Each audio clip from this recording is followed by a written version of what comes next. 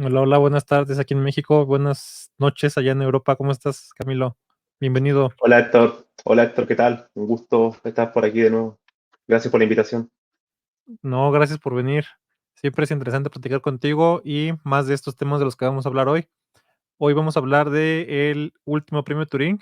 Siempre me confundo porque yo le pongo el premio del año, o sea, haz de cuenta, yo le pongo premio Turing 2024, pero no, se entrega en el 2024, pero es el premio como del año pasado, ¿no? Entonces, Exactamente. Sí, hoy vamos a platicar del premio Turing 2023 que se llama Avi Wigderson. Wigderson, está raro su pronunciación, pero es sí, Wigderson. Wilderson.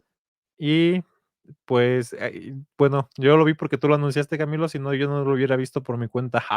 Sí, Pero, yo recuerdo que para mantener la costumbre, ¿no? Porque el año pasado recuerdo que nos reunimos también para comentar al ganador del premio Turing, que era Robert Metcalfe, que era el ujú, creador de Internet y todo este tipo de cosas de estandarización de comunicaciones. Y esa vez me recuerdo que un poco comentamos de lo que, cómo, en qué consistía el premio Turing y quién lo da y todo ese tipo de cosas. Quizás también convenga dar una pequeña introducción de eso para las personas que no vieron ese episodio. Decir primero que, bueno, este premio se considera el equivalente al premio Nobel en informática.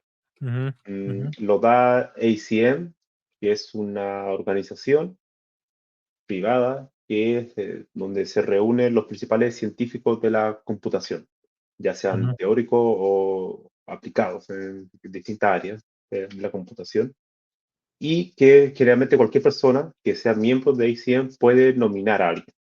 Y después de esa nominación hay un grupo, un comité que hace una preselección y después se va a votación entre todos los miembros. Y ahí se elige al ganador del premio Turing, como tú bien dices, elige al del año anterior, porque ahora ya del 2024 ya va a empezar el proceso para nominar al de este año que se va a entregar en abril del próximo año. sí. Oye, ¿y sabes cómo se elige? ¿Es como con un comité, alguien manda propuestas de quién va a ser o no, no tienes idea de cómo se elige? Sí, lo que decía, ¿no? Que al final tú tienes como cualquier persona que sea miembro de la ICM puede nominar a alguien. Y una Mm, vez hay un comité que hace una preselección. Y de los 200 nominados que pueden mandar cualquier persona, quedarán 10, no sé, un grupo más reducido. Y de ahí se empieza a hacer las votaciones entre todos los miembros. Y ahí se elige, ¿no? Al premio Turing, que okey, generalmente viene siempre precedido porque son elegidos previamente como ACN Fellow, que es como una categoría, como un reconocimiento, como por su contribución a alguna área de la ciencia de la computación, o en este caso, fue, creo, ganó el Abel, el premio Abel de matemáticas, que también es como una especie de Nobel, algo como una especie de medalla Fields en matemáticas, muy importante. Entonces, claro, el ICM es como el máximo reconocimiento en informática. okey. Sí, entonces, sí hay como señales de quién lo va a ganar, en pocas palabras, ¿no? Exactamente, sí, sí. O Sí, sea, no es que sea una sorpresa, finalmente viene, a diferencia de otras áreas como matemáticas, siempre los premios Turing tienden a recaer en personas ya que tienen una larga trayectoria, ¿no? Que están como casi al final de su carrera. No se le entrega, por ejemplo, la medalla, como ocurre en matemáticas, a alguien que tenga 25 años, ¿no? Por ejemplo, es muy raro. Entonces, realmente en computación es más, no tan solo sus aportes, sino que su trayectoria a lo largo del tiempo. Tiene que ver okey, mucho porque, como la computación es un área fuertemente aplicada, se espera que su aporte, aunque sea teórico, como en este caso fue realmente, gran parte fue teórico, tuvo una aplicabilidad práctica. O sea, tuvo ahí realmente una utilidad en la práctica y eso requiere probablemente muchos años para comprobarlo. perfecto. Muy bien. Pues bueno, vamos a empezar entonces a hablar ahora sí directamente de Abby. Quién sabe si se pronuncia así o si estamos matando su nombre, Abby Winterson, sí, no sé, yo tampoco sé cuál es la pronunciación correcta, ¿no? pero bueno, aquí está la foto de él. Él es Abby Wilson, es israelí, ¿verdad? Me dijiste, es Sí, israelí. Y, pues, sus contribuciones son más que nada al campo teórico, ¿no? A la parte teórica, dice, por sus contribuciones a conceptos fundamentales o contribuciones fundacionales, o sea, son tan importantes que están en la fundación de las ciencias de la computación teóricas, ¿no? Sí, sí, Y cuando uno habla, por ejemplo, de teoría de la computación, mm, hay que entender la teoría de computación no como simplemente yo como informático me gusta la teoría y por tanto soy un informático teórico.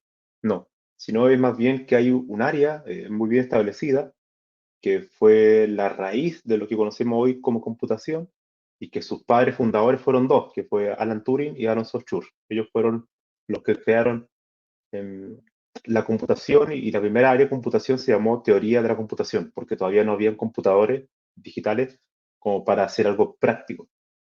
Por tanto, los primeros informáticos fueron teóricos. Entonces, y esa área aún existe un área que se llama teoría de la computación, que hay muchas formas de definirlas, pero una es que le llaman la matemática de la informática y tiene que ver con preguntas tan elementales como, por ejemplo, ¿qué es computación? ¿Este problema se puede resolver con un computador? Y si se puede resolver, ¿cuánto tiempo puede tardar? ¿Cuántos recursos puede ocupar? Em, ¿Cuáles son las propiedades de la computación? ¿Cuáles son sus límites? Bueno, ese tipo de preguntas son los que tratan de resolver los teóricos de la computación. sí, y sus contribuciones están muy por el lado de justamente esto, ¿no? De teoría Mm. de complejidad computacional. Estoy viendo aquí que sus principales contribuciones están por, bueno, esta Randomness, distinción, ¿no? Ajá, por, aleatoriedad, aleatoriedad y exactamente. dificultad de resolver problemas en general. Sí. Sí, Mm, exactamente. Su campo, él se dedicó su carrera a estudiar todo lo que es la aleatoriedad, ¿no? El randomness, o pseudo randomness también, él hace la distinción.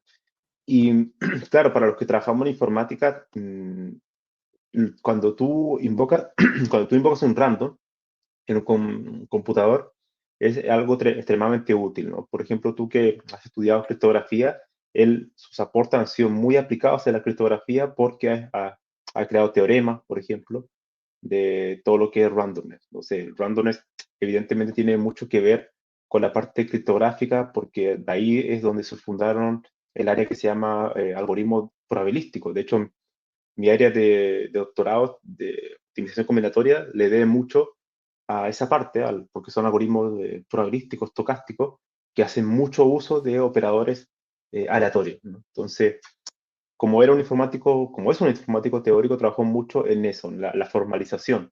Es decir, esto cuando realmente es aleatorio, cómo algo que a nuestra vista puede parecer aleatorio realmente es determinista. O sea, eso son preguntas que incluso tienen un trasfondo filosófico, ¿no? Porque en realidad, ¿cómo puede haber algo que nosotros veamos en números que parezcan realmente que son aleatorios, pero que en realidad están funcionando de manera determinista, ¿no? Entonces ahí sale todo el tema que son pseudo aleatorios porque solamente una parte de su estructura matemática es aleatoria y la otra parte es determinista. Entonces, ese tipo de cuestiones, formalizaciones matemáticas, es lo que trabajó en Avid, ¿no? Winderson.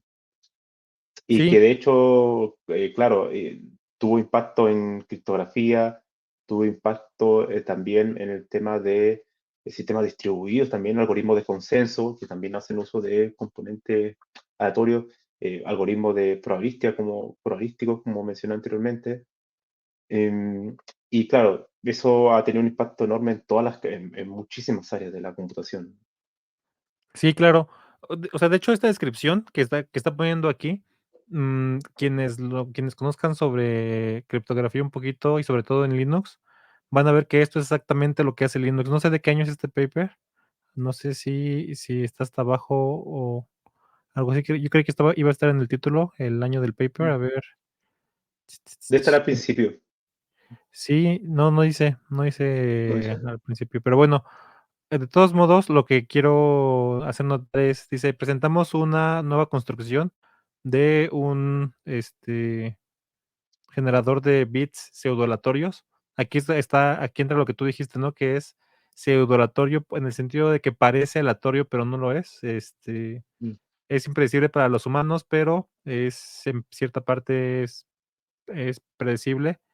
Y dice, está basado en Del justamente, 94, ¿es de del 94? 1994, Ah, sí, sí, 94. sí, sí. Entonces, pues, sí, justamente es fundacional, como dice aquí, ¿no? Mm, Entonces, dice que está basado en en la profundidad constante de generadores supongo que es un número mm, n, ¿no? Y mm, y luego dice justamente lo que pasa en Linux, ¿no? Estira una cadena corta de random de bits mm, realmente aleatorios en una cadena muy grande de que justamente aquí entra lo que dijimos de pseudo-aleatorio, ¿no? Que parece, mm, aleatorio para un algoritmo de mm, complejidad C, ¿no? De la clase C, por ejemplo, mm, PNC, usando una función arbitraria que es difícil para C, ¿no?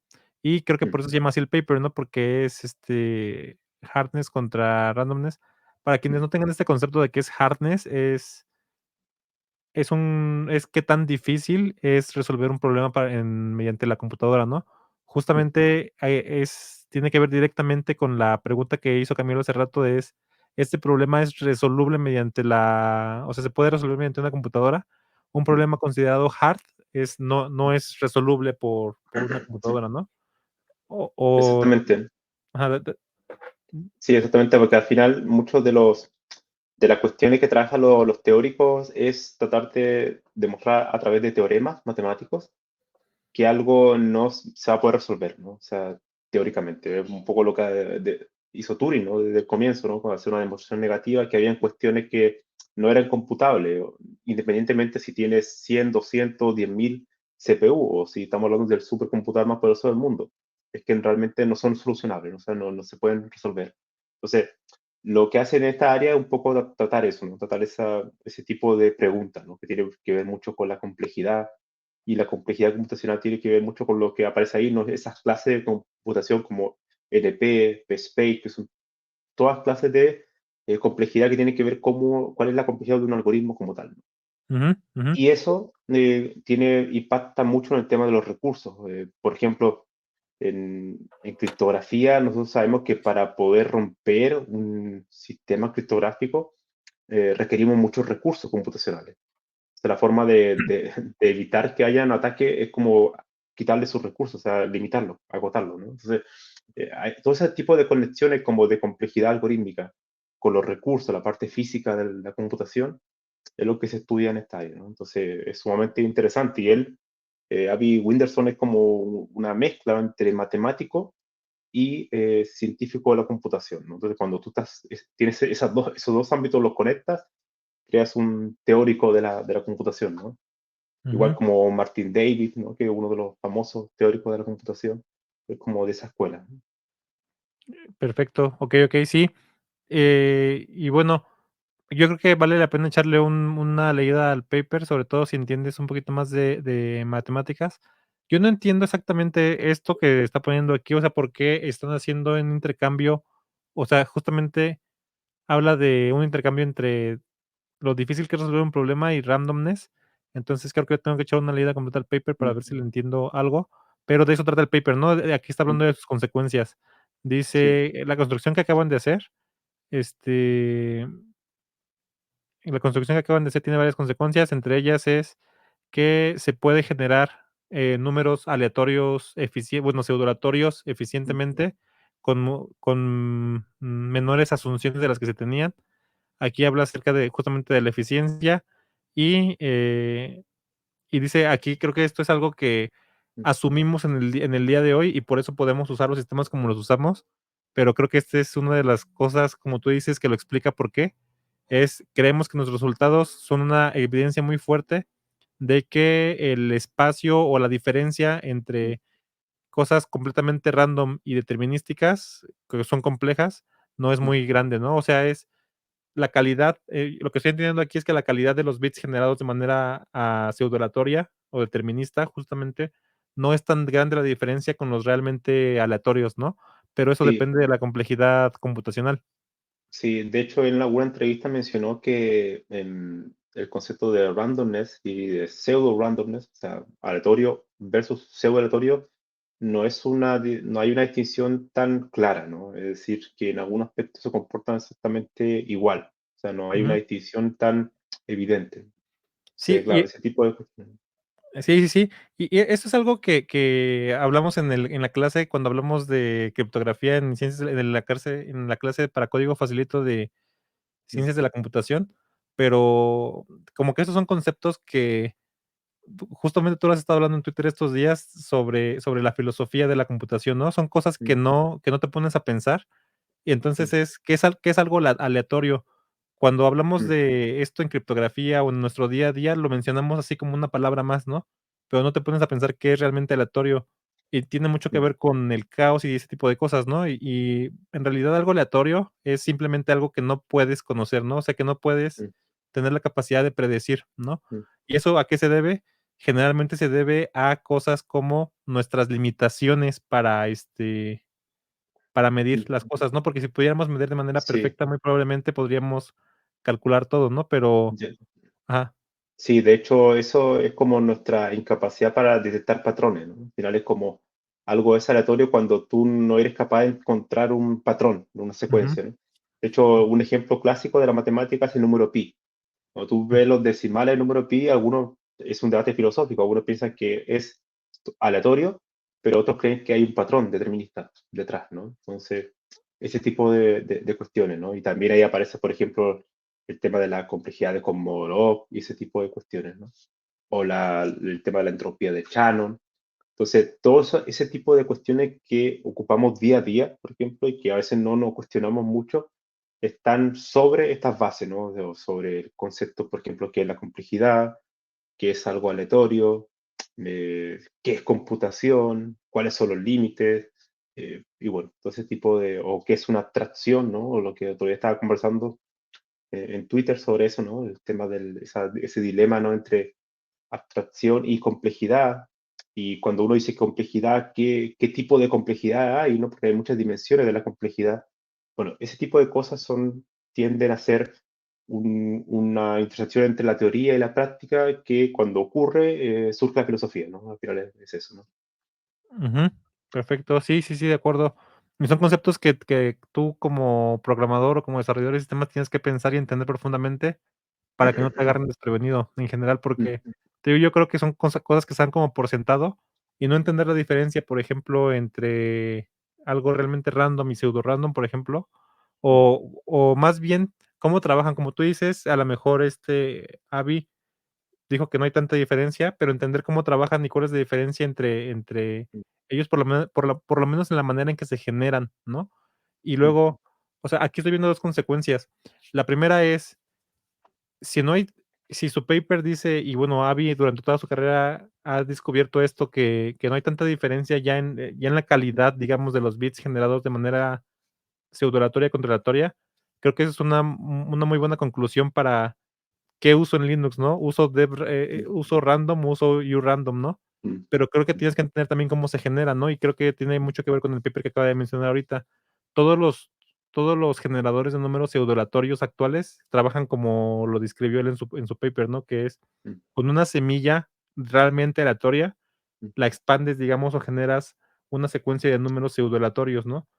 Pero justamente aquí entra lo que tú como ingeniero ya, no como teórico de la computación, sino como ingeniero debes de entender es cómo consigo esos bits, ¿no? Cómo consigo los bits pseudo-aleatorios, es mediante un algoritmo que genera a partir de una semilla.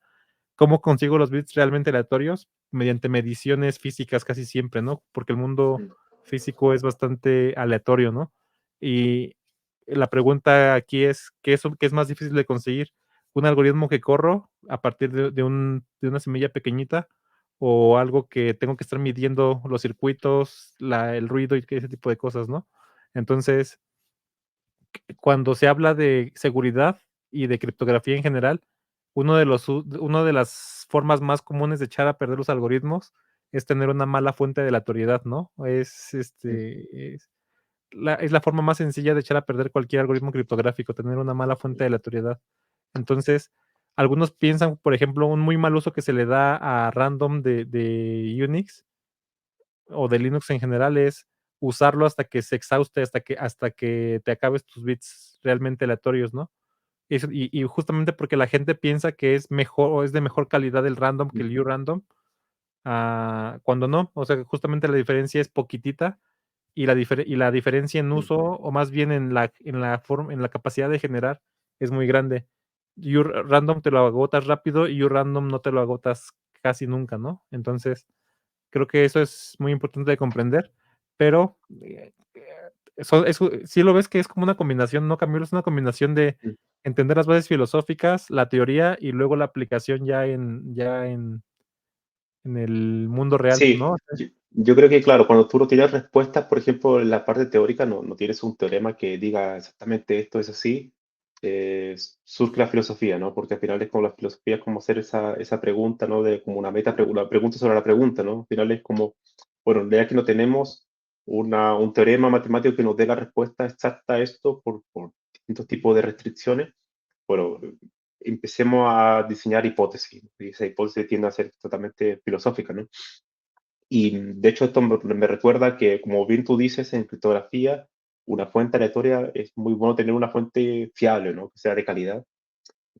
Y en otras áreas, por ejemplo, en los algoritmos estocásticos, que es los que más conozco, cuando tú ocupas operadores dentro del algoritmo que son pseudo aleatorios, o sea, el random típico de Python o cualquier lenguaje de programación, em, no se ha demostrado, por ejemplo, que tener un mejor sistema de aleatoriedad comparado con ese pseudo aleatorio mejora el resultado de los algoritmos, ¿no? Es decir, como que hay un cierto límite, o sea, con suficiente pseudo aleatoriedad ya es lo bastante robusto para todos los algoritmos estocásticos para que funcionen bien, ¿no?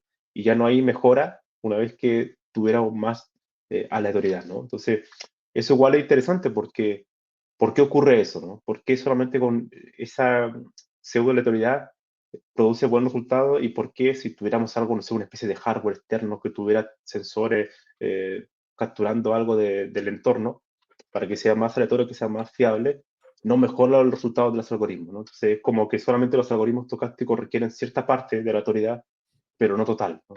Eso son preguntas interesantes, ¿no? Sí, sí, sí, son cosas que, o sea, te ayuda a entenderlo, justamente porque generar números aleatorios o generar más aleatoriedad te cuesta, ¿no? Te cuesta Mm, más y entonces si entiendes que esto tiene un límite, digamos que hasta aquí te sirve bien y si por más que le hagas, mm. sigas generando aleatoriedad, no te va a ayudar más, creo que es algo bastante útil, ¿no? No solamente te digo bueno, creo que otro invitado del canal que se llama Norberto, que ha estado aquí, nos dice eso, que si te quieres sentir muy innovador, te alejes de la teoría o te alejes de las mundos académicos, pero en realidad en el mundo académico hay muchas cosas que no hemos puesto en uso porque no tenemos la capacidad, ¿no? O porque se quedan ahí perdidas por un montón de tiempo. Pero bueno, vamos a pasar a las siguientes contribuciones. Dice BPP has sub-exponential time simulations on the same time has publishable proofs. Supongo que eso tiene que ver directamente la, este, con la complejidad. La verdad es que no lo he leído, pero no sé si tú tienes algo que comentar de o si lo conoces, Camilo. No, en detalle no, pero sí lo que veo ahí es el tema del probabilístico, ¿no? O sea, tiene mucho que ver seguramente con el tema del estudio teórico de los algoritmos probabilísticos, ¿no? Al final tenemos, por ejemplo, los algoritmos deterministas, que tú sabes un valor de entrada que le des, si no tiene ningún comportamiento extraño entre medio de determinista, va siempre a devolver el mismo valor, ¿no? Ese es como algo determinista, ¿no? Y está el algoritmo probabilístico, que a medida que van iterando van capturando ciertas probabilidades, ¿no? De hecho, muchos algoritmos de Machine Learning se basan en esos principios, ¿no? Por ejemplo, todo el tema de los datos, de su set de entrenamiento, son muchas inferencias que van ocurriendo a través de operaciones probabilistas. Y también están todo lo que es los algoritmos estocásticos, ¿no? Que al final también ocupan cuestiones probabilistas, pero le añaden ese componente pseudo aleatorio entre medio, ¿no? Entonces, cada vez que tú lo ejecutas, no te puede asegurar que va a retornar el mismo valor, ¿no? O sea, cada ejecución puede ser distinto. Y de hecho, la manera en que uno, cuando diseña un algoritmo estocástico, lo compara con otro, porque alguien podría decir, bueno, si nunca se ejecuta igual cada vez que le doy a ejecutar, ¿cómo compruebo que uno es mejor que otro? Bueno, se hace un análisis estadístico, es decir, yo lo ejecuto 30 veces, 50 veces sobre una misma instancia y voy calculando un promedio, ¿no? De cuáles fueron los mejores valores que alcanzó en un tiempo determinado o en una cantidad finita de iteraciones, ¿no? Entonces, así yo puedo comparar el algoritmo A, B, C, D y el que me dé mejor promedio en cuanto a la calidad de solución, yo puedo decir, vale, en 30 ejecuciones este algoritmo fue mucho más robusto porque tendió a darme mejores valores, ¿no? Entonces, ese tipo de cosas que son muy aplicadas, ¿no? De estos algoritmos probabilistas y estocásticos. Avi Winterson trabajaba más en la parte de teoría, ¿no? O sea, mirar cuáles son los ciertos límites. O sea, de hecho, también creo que trabajó en un área que se llama la cota inferior, lower bound, que debe estar por ahí seguramente. Ujú, Era ujú. eso, ¿no? Al final, cómo ciertos algoritmos se pueden comportar o sea, un problema y dado un algoritmo, cómo yo puedo decir, vale, el mejor rendimiento va a ser este, ¿no? Dadas ciertas restricciones, ¿no? Entonces, al final, teóricamente te están colocando los límites. Al final, los teóricos lo que te dicen, bueno, esto independientemente de la práctica, la instancia que tú ocupes, el lenguaje de programación que tú ocupes, dónde tú lo ejecutes, sistema operativo, hardware, etcétera, este va a ser tu límite, ¿no? Teórico. Entonces, eso es un poco de lo que trabajó haciendo demostraciones matemáticas y cuestiones así. Perfecto, sí. Sí, tiene mucho que ver entonces con este campo, bueno, es la combinación entre complejidad computacional, probabilidad y estadística, o estadística en Mm, general, mm, y, randomness, ¿no? Que el randomness es un sí. problema que viene directamente de ahí. Estaba viendo Sí, ajá, y el tema también de la criptografía, ¿no? Creo que también trabajó en Zero Knowledge Proof. aquí está. Sí, exacto, es lo que Entonces, te iba a sí, decir. sí, sí. Dice Multiprover Interactive Proofs, How to Remove Interactability Assumptions, y dice que está coautorado con Michael Benor, Shafi Goldwasser y Joe Killian. Dice: "Prueba que todos los lenguajes NP tienen cerca de, o sea, sí tienen perfectos Zero Knowledge Proof Systems". De Está muy hecho, interesante. Ajá, Michelle Ben, no sé si no me equivoco, Michelle Ben, no estoy seguro, pero Chaffee Goldwasser es ganador del premio Turing hace unos 5 años atrás. Creo que los okey. dos fueron ganadores del premio Turing por su soporte a la criptografía, así que ya estaban relacionados de alguna manera. De Ujú, hecho, también está relacionado con Manuel Blum, ¿no? Uno de los personajes que yo puse en mi libro de Mentes Geniales, que fue el creador de Cacha y todo ese tipo de cosas en ujú. criptografía, y él fue director de tesis de Chaffee Golden y creo que de Michael Bem. Entonces, seguramente ahí también se conocían con Avi Winders, Sí. de seguro. Oye, y, Zero Knowledge Proof Systems. De hecho, Yo algo interesante, una anécdota de Avi Winderson es que, por lo que leí, él en su carrera ha publicado con más de 200 personas, coautores distintos. Es okey. decir, él ha participado con 200 personas distintas a lo largo de no sé cuántos artículos tendrá más de 100, ¿no? Entonces, constantemente va cambiando de coautores, ¿no? Eso significa también que una persona que le gusta y sabe transmitir su conocimiento y sabe relacionarse, ¿no? También, o sea, eso es algo también un punto interesante y no muy común, ¿no? Ajá, Eh, justamente es la siguiente parte de lo que hacen aquí en su mm, descripción. Dice, aparte de sus contribuciones técnicas muy importantes, dice que es un muy buen mentor y colega que ha mm, ayudado a un montón de investigadores jóvenes, ¿no? Entonces, probablemente sus contribuciones son de ese estilo, ¿no? Tú eres un mm, investigador joven, bueno, más bien por eso tiene tantas coautores, ¿no? Porque mm, los guía para que puedan publicar de la mejor manera, ¿no? Y dice que exactamente. ajá, dime. Sí, no, Sí, y dice esto, ¿no? Que tiene, bueno, que aparte de que es muy bueno técnicamente, es muy amigable, entusiasta y generoso, y por lo tanto ha atraído a muchas personas al campo de computer science, ¿no? Entonces, sí, es una muy buena combinación de personalidades, ¿no? Ser muy, muy bueno técnicamente, porque no le entiendo la mitad de sus temas, de los temas de sus papers. mm, Entonces, es muy profundo técnicamente, pero aparte, eso que tú dijiste, esa curiosidad que dijiste de que tiene más de 200 mm, coautores, yo creo que es un resultado de esto, ¿no? De que es muy bueno trabajando con las personas y, em, empujándolos, ¿no? Digamos que mm, siento que sí. ese es el sentido de lo que está haciendo él, ¿no? de hecho, en Twitter había alguien que había comentado que, sí, a tono de broma, pero era gracioso en el sentido de que cuando tú hablas con él, con Ari, o sea, puedes hablar 15 minutos y ya después de los 15 minutos ya te quieres transformar en un informático teórico, ¿no? O sea, Sí, como que ya el tipo te irradia, ¿no? Ese entusiasmo por su campo, ¿no? sí, Entonces, eso igual habla de muy bien de él, ¿no?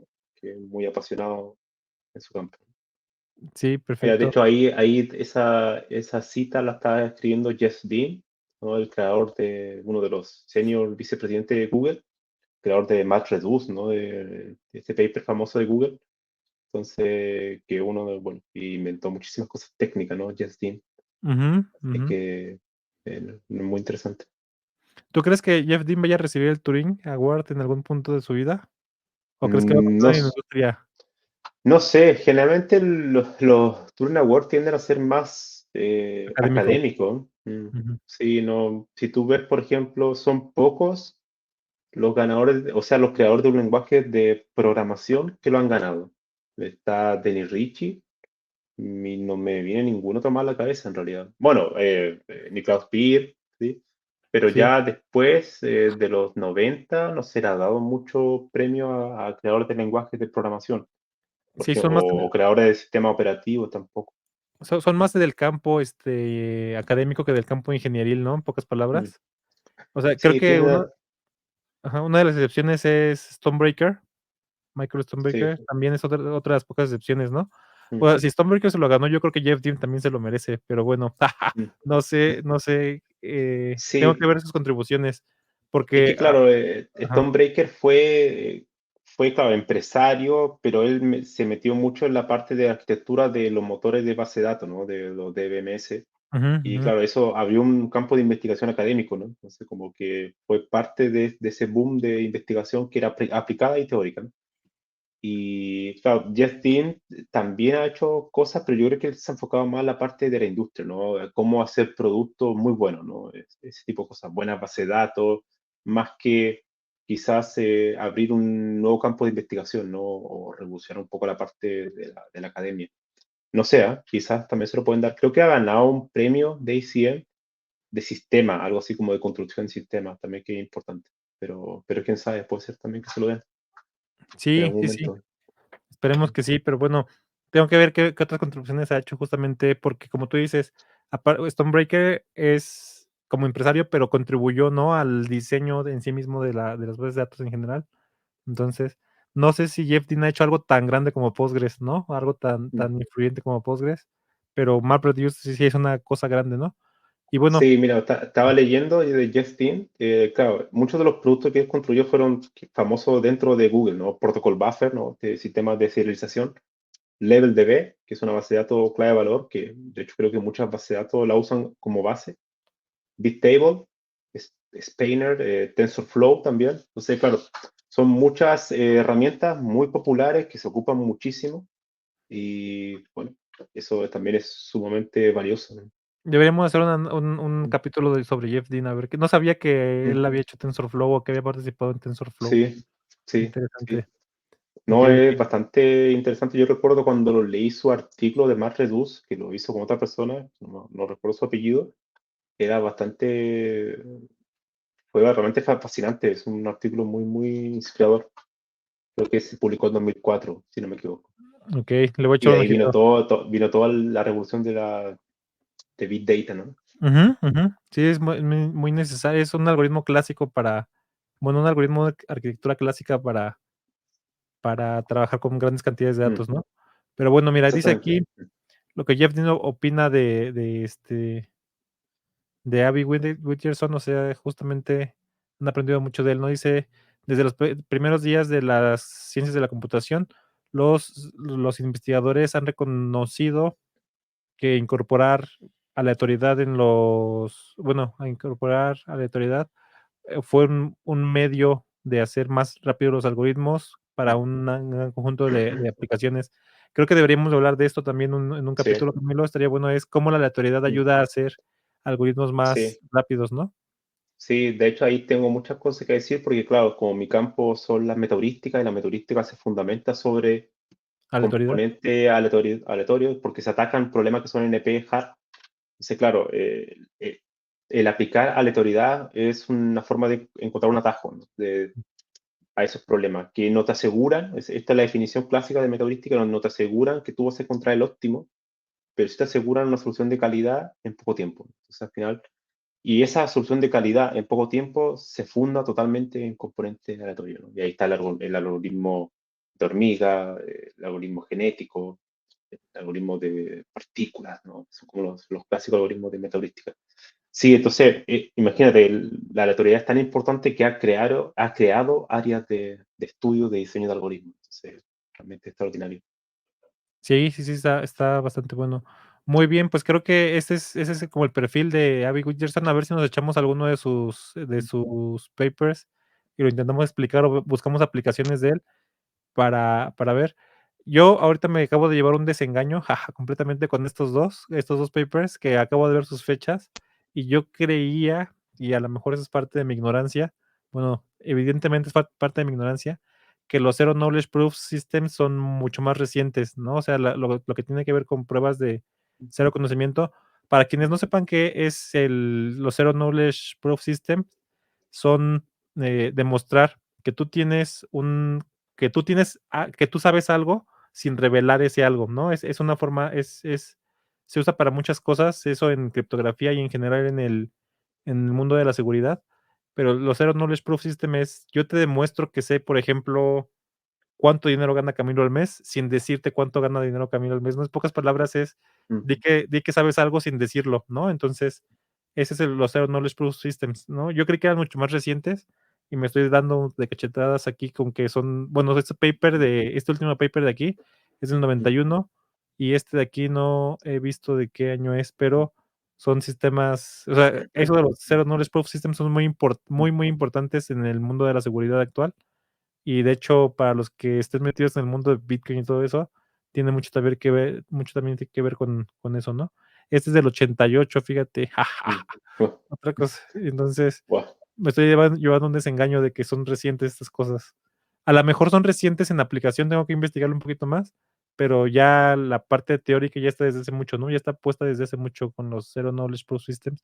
Justamente quienes están metidos en ese mundo de criptomonedas y todo eso, lo escuchan muy seguido, ¿no? Zero Knowledge Proof mm, System, de hecho, se abrevia ZK, ¿no? O sea, más bien mm, el, el término que se usa comúnmente en ese tipo de mundos es ZK, mm. ¿no? Entonces esto es ZK Sí.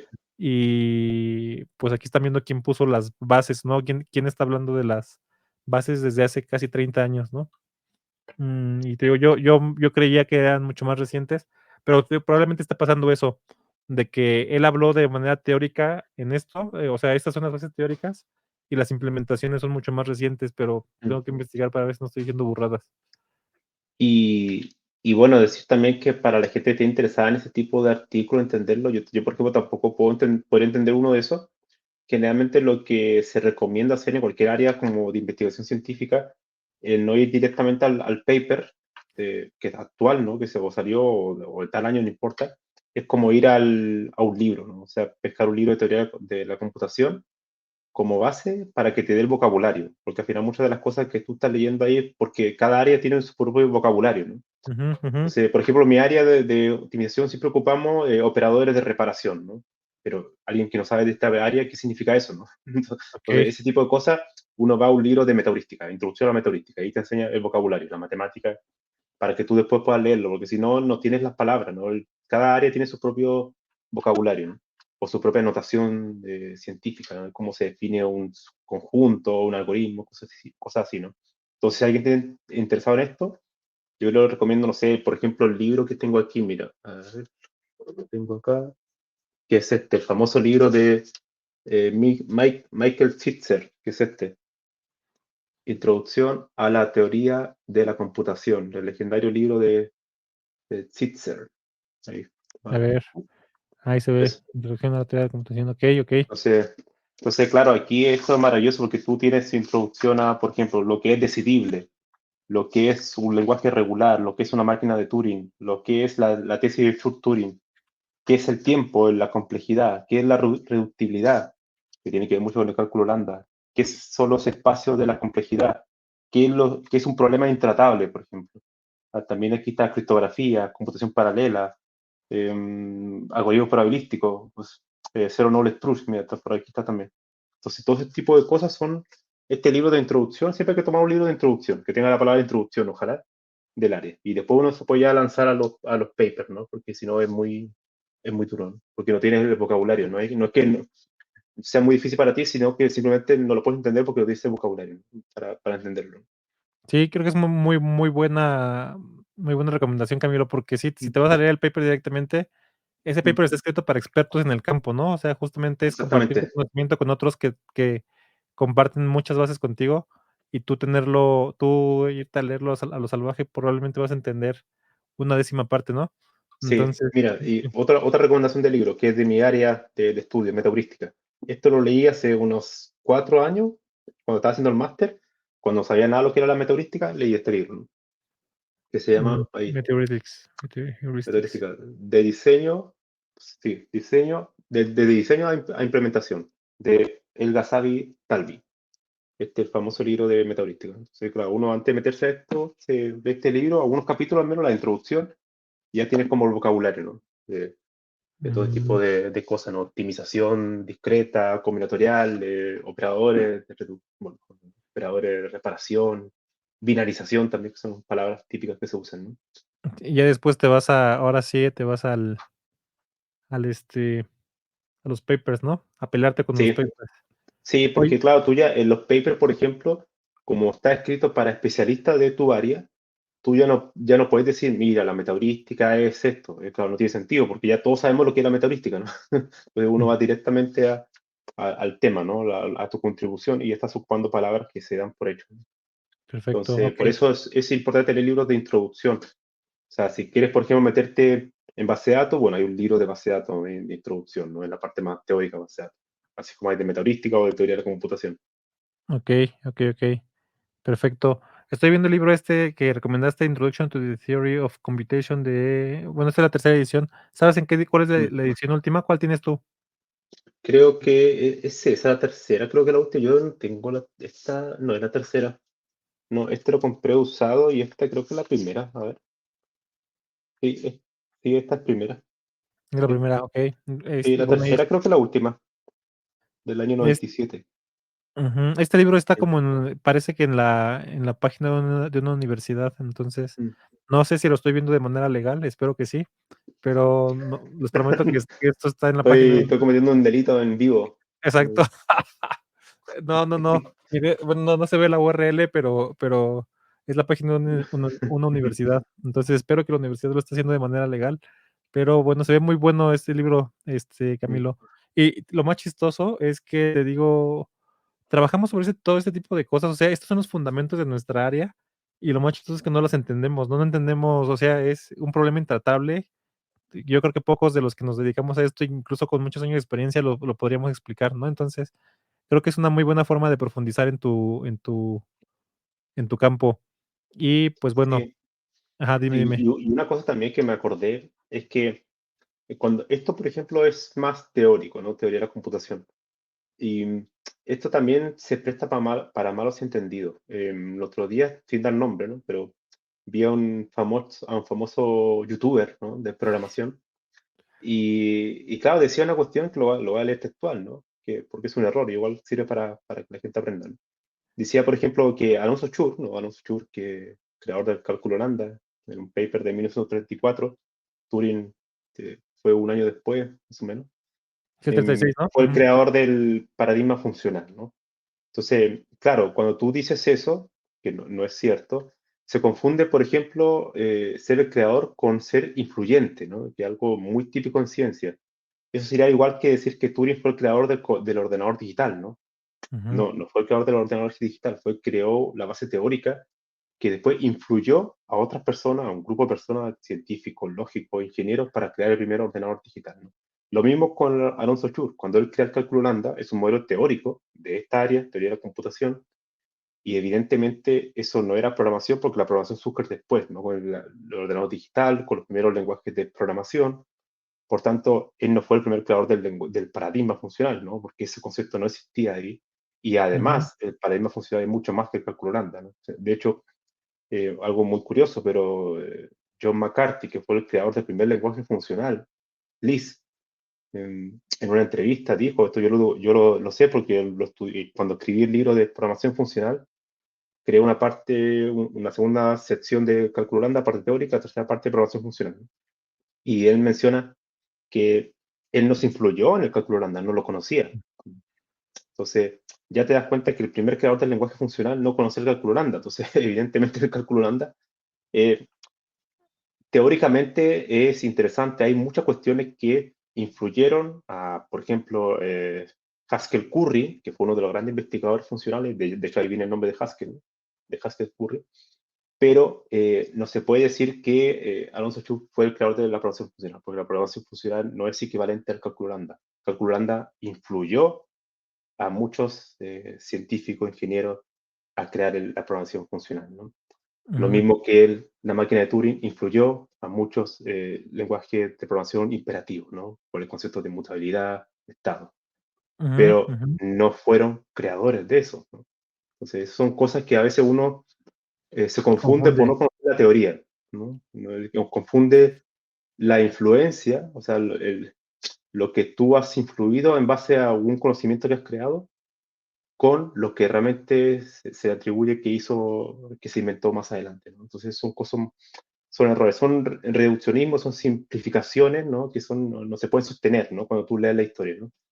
Generalmente este tipo de cosas nunca fue creado por una persona, fue creado por multiplicidad de personas de distintos campos. Claro, claro, completamente de acuerdo. Sí, sí, creo que sí, esa es la palabra, es reduccionismo, ¿no? Dar por sentado cosas que no son realmente así, ¿no? O sea, Turing no es el creador de la época de la computación digital actualmente, ¿no? Como tú dices, No, influyó y puso algunas bases, pero para nada es el creador del mundo digital. Y creo que cuando tengamos la plática de qué tan importante es Turing, creo que nos vamos a ir por ahí, ¿no? Creo que esa sí, distinción que estás exactamente. haciendo es muy importante, ¿no? Es muy importante que es él puso las bases de la computación teórica, pero la computación digital por otro lado, ¿no? Salió puede que Turing haya influido, y justo eso es lo que yo decía, ¿no? Que creo que ese es mi problema. Leyendo sobre Turing, yo lo que yo notaba de Turing es Turing tiene muy poquito que ver con la computación digital, ¿no? Digamos que los padres para mí de la computación digital son otros, ¿no? Son Mauli Eckert, o sea, tal vez ni siquiera von Neumann, ¿no? Sino Mauli Eckert y otros, ¿no? Pero bueno, estoy de acuerdo contigo en que no deberíamos, aplicar reduccionismos tan feos, ¿no? Y sobre todo Sí, erróneos. sí, sobre todo cuando yo creo que cuando tú eres famoso, ¿no? Al final nosotros trabajamos en una trinchera, ¿no? Somos una especie de para muy poca gente, ¿no? Los que ven estos videos. Entonces, claro, es como un lugar muy especializado, ¿no? Pero con mayor razón, cuando alguien tiene mucha popularidad, debe ser más cuidadoso en ese tipo de cosas porque desinformas a mucha gente, ¿no? O sea, como Ujú, estás simplificando el pensamiento, ¿no?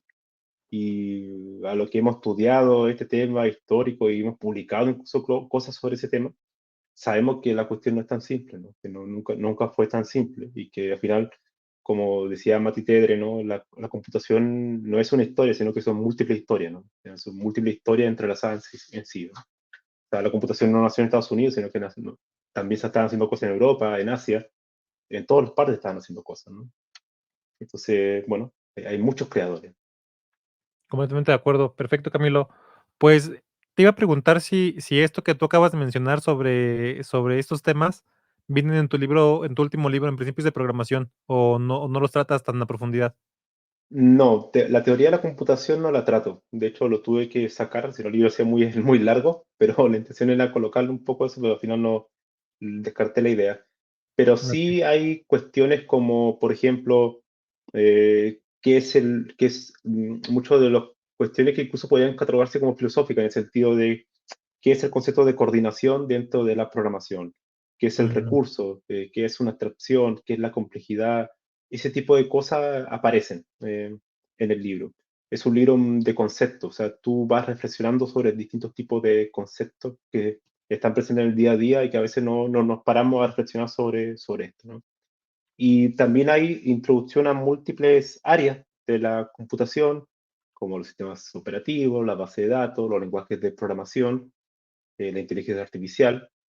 pero la teoría de computación no la pude añadir, ¿no? En ese momento. Pero sí las otras áreas, para la gente que quiere tener una introducción a esas áreas, puede ser una buena idea porque no tan solo yo doy una introducción muy, obviamente muy resumida, muy acotada, doy un poco lo que mencioné sobre estos libros, ¿no? Doy recomendaciones al final del capítulo para que la gente pueda seguir expandiendo. Al final mi libro yo lo pensé desde un comienzo como un libro de libros, un libro que abría puertas, que abría las puertas a otros libros, ¿no? Entonces, en ese sentido, la gente que le gusta leer, que le gusta saber un poco de la teoría, de la historia, de la parte aplicada, seguramente le va a interesar, ¿no? Perfecto, perfecto. Muchas gracias, Camilo. Entonces, aquí está por si no lo conocen, se llama Principios de Programación. Está un poquito Ujú. difícil de conseguir en México. Esperemos que pronto ya esté un poquito más fácil de conseguir, pero, lo puedes comprar de manera electrónica en varias, creo que en la casa del libro y así, pero yo lo preferí en digital, digo, en digital, en físico, y ya, yo pronto le voy a empezar a echar una leída. Entonces, trata sobre estos temas que dijo Camilo, sobre conceptos que en el día a día tratamos, pero que se nos olvida a veces entender al máximo. Entonces, les recomiendo mucho que le echen un ojito si les interesa este tipo de temas. Sí, y no Ujú, se dejen engañar por el título. En realidad, principios, claro, cuando uno leía, por ejemplo, antes de pensar en el título del libro, cuando uno buscaba principios de programación, te dicen qué es una variable, qué es un ciclo, qué es una clase, qué es, bueno, todo ese tipo de cosas como estructuras básicas de control de un lenguaje, ¿no? No trata de eso, sino que son principios de la programación como concepto mucho más global, ¿no? O sea, incluso hay cuestiones éticas, ¿no? Cómo yo me relaciono con mis compañeros de trabajo. Yo definí 8 principios y esos principios, algunos tocan lenguajes de bajo nivel, otros lenguajes de alto nivel, la concurrencia, cuestiones más filosóficas, otros son más de trabajo en equipo, otros son más de ingeniería mm. de software, otros son más de diseño de patrones. Bueno, esos conceptos van reuniendo distintas áreas de la programación, ¿no? Entonces, puede considerarse, como dijo, se me fue, espera, no, un segundo antes que Jesús Gómez, ¿no? Que lo entrevisté en el podcast, que él leyó el libro y dijo, al final, tu libro es como una pequeña enciclopedia de la programación. Entonces, eso me gustó mucho, por el de pequeña enciclopedia, ¿no? Porque al final es eso, tratar de ser una pequeña enciclopedia para abrir caminos a cuestiones que uno a veces está muy encerrado si está solamente programando en alguna tecnología en particular o en algún tipo de aplicación en particular. Sí, bueno, no es tan pequeña, mira, pero bueno, Mm. sí, Sí. sí está. Y de hecho hay algo interesante también que yo procuré hacer que tiene un índice de nombres, aparte de un índice temático. Es decir, si hay alguien que quiere ahondar sobre algún personaje, ¿no? que le interesa, puede empezar por el índice de nombre. Decir, bueno, ¿qué dijo de Turing? ¿O qué dijo de Church? ¿O qué dijo de Dijkstra? Del Mm, Lamport? O personas así, uno puede buscar por el índice de nombre y ahí vas buscando. Es un libro que un poco es una amalgama de cosas que yo traté de darle un poco un hilo conductor. Y de hecho tiene un mapa de lectura al comienzo donde, según ciertas preguntas, yo te recomiendo cómo leerlo, ¿no? O sea, partir por acá, por acá, por allá. O sea, no es un libro ok, de primera página hasta el final, sino que de un puzzle, ¿no? Al final es lo que traté de hacer, ¿no? Y bueno, ese fue un experimento también, no tan solo de contenido, sino también de forma, ¿no? Al final era un poco la idea que quería hacer con ese libro, ¿no? perfecto, Camilo. Sí, está muy interesante. Yo lo voy a empezar a leer pronto y les voy a dar mis comentarios a ver si vamos discutiendo cosas. Probablemente, probablemente vaya a tener algunas dudas, entonces estaría bueno que las discutiéramos. Pero bueno, sí, gracias, Camilo, también por darnos la introducción. Voy a poner el link al libro en la descripción y ustedes ya verán cómo conseguirlo, porque les digo que aquí en Latinoamérica ya está en varios países de manera física. Mm. Yo lo pedí por Buscalibre y tardó como 3 semanas en llegar, pero llegó, que es lo importante, y esperemos que pronto en México ya esté disponible. Creo que Marcombo tiene un sistema de suscripción, ¿no, Camilo? En el que Sí, puedes tiene un leerlo sistema de de manera digital. suscripción. Sí, que uno lo puede pagar de manera mensual y te puedes ir cuando quieras y tienes acceso a todos los libros de Macondo. Ujú, que es la editorial con la Ahí, que ahí tengo tengo yo. tres, así que ahí sería como una suscripción para los tres. Y entre otros muchos autores, ¿no? Que hay muchísimos autores muy buenos. Perfecto, muy bien. Pues creo que así cerramos el capítulo sobre Abby Whitterson, Mm. Whitterson, Sí, y la importancia de las bases teóricas de la computación. que muchas veces se nos olvidan. Mm, Algunas lecciones que me llevo de esto es justo la ilusión que yo tenía de que algunas cosas que parecen mucho más modernas en realidad tienen mucho tiempo ya mm, tratadas de forma teórica y probablemente creo que si tú quieres innovar en algún tipo de cosas, muy probablemente te convenga echarte un clavado en las bases teóricas de la computación y ver qué es lo que no se ha implementado, ¿no? Creo que es una muy buena forma de innovar, echarte un clavado en el pasado para ver qué puedes implementar, mm. ¿no? Sobre todo Sí, yo cuando tienes creo que al problemas. final es eso y también ojalá que este episodio sea como una invitación para las personas que quieran profundizar en la teoría de la computación. Yo creo que es un área muy fascinante, muy interesante para entender un poco la pregunta, ¿no? O sea, al final yo creo que todo informático debería tener una respuesta a la pregunta que es computación, ¿no? Ujú, Mm, Quizás no final, porque no hay una respuesta final, porque la computación va a ir cambiando en el tiempo. Quizás en el futuro ya no va a ser computable de silicio, va a ser una cuestión híbrida, biológica o algo así, o cuántica, no sé. Pero esa pregunta alguien debería tratar de responderla, aunque tenga una respuesta débil, tener una respuesta, reflexionar al menos un poco sobre eso, te va a llevar a tener una mayor profundidad en tu pensamiento, ¿no? Y eso evidentemente no tiene una utilidad práctica directa, pero sí tiene una utilidad en tu forma de pensar, se hace mucho más profundo y mucho más preciso, ¿no? En las cosas que vas a trabajar día a día, ¿no? Así que en ese sentido, aprender las bases siempre es un gran beneficio. ujú. Sí, de acuerdo, completamente de acuerdo.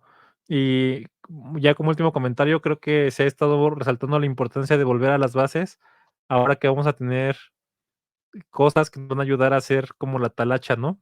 Cosas que van a escribir por nosotros, por ejemplo, Mm, volver a las bases y entenderlas es cada vez más importante. Entonces, estoy de acuerdo contigo, Camilo, en que, aprender y entender las bases es muy, muy importante. Perfecto, pues vamos a cerrar el episodio de hoy. Gracias a los que mm. estuvieron por aquí. Llegaron algunos cuantos ahorita al final. Ahí está Miguel Valdés. Bienvenido, Miguel. Espero que lo puedas ver en repetición esto porque ya nos vamos. ¿Algo para cerrar, Camilo, aparte de lo que ya dijiste, o ya? No, solamente eso, yo creo que dejar esa semilla abierta en el sentido de que si uno quiere aprender este tipo de área, no se vaya a los artículos, volver a repetirlo, no se vaya a los artículos directos porque no lo van a entender. O sea, aunque yo sea un especialista en un campo, no voy a poder entender otro campo. O sea, tengo que volver Claro. al comienzo, ¿no? Y volver al comienzo significa volver a libros de introducción. O sea, la clave está ahí, colocar el nombre, la palabra clave, el nombre del área y la palabra de introducción y buscar libros de ese tema y después lanzarse, darse el piscinazo hacia artículos. Perfecto, muchas gracias. Creo que ese consejo me va a servir mucho a mí. Perfecto. Pues gracias a los que estuvieron aquí. Gracias, Camilo. Y estuvo muy interesante la plática sobre Abby Whitgerson. Y pues a ver si luego nos echamos ahora sí un clavado en alguno de sus investigaciones más fuertes. Perfecto. Sí, totalmente. Bueno, Vale. hablamos. Gracias a todos. Adiós. Hasta luego.